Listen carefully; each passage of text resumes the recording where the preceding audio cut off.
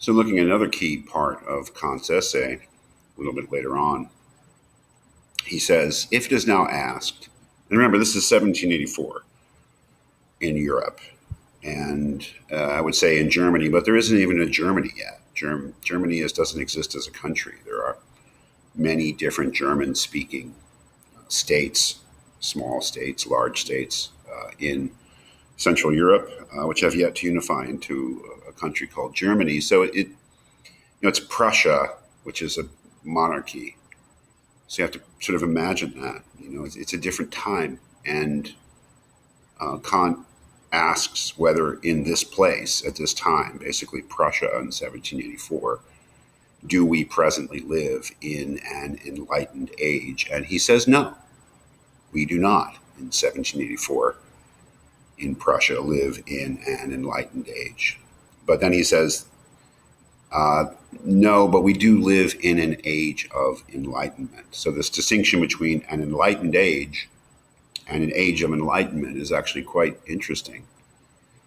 He says, as matters now stand, a great deal is still lacking in order for men as a whole to be, or even to put themselves into a position to be able, without external guidance, to apply understanding confidently to religious issues. But we do have clear indications that the way is now being opened for men to proceed freely in this direction, and that the obstacles to general enlightenment, to their release from their self-imposed immaturity, are gradually diminishing. In this regard, this age is the age of enlightenment.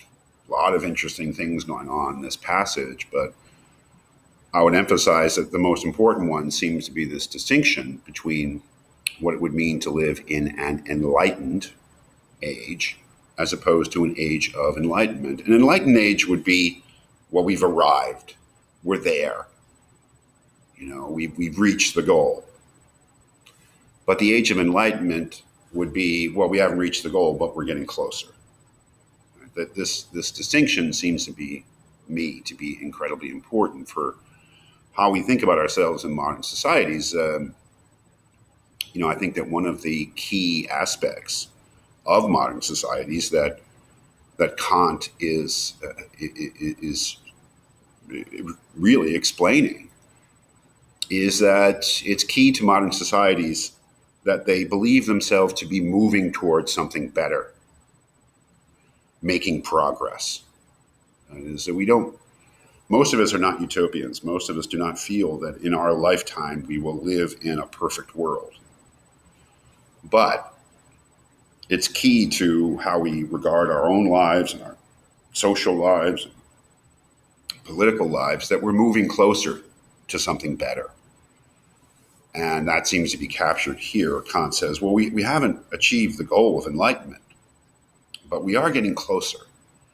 Now, this raises the question, what is enlightenment? And that is, of course, something that I haven't talked about yet. But you know from reading the beginning of the essay that he regards enlightenment basically as being able to think for yourself, having the resources and the courage, as he says, to sapere aude, dare to know.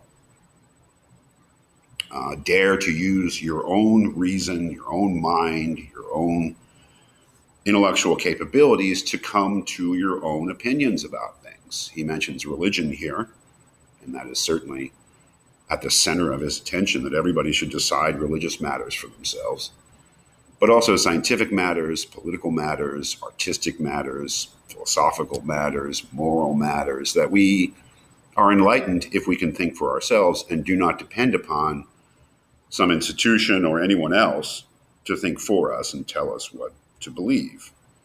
But this is something that we achieve, right?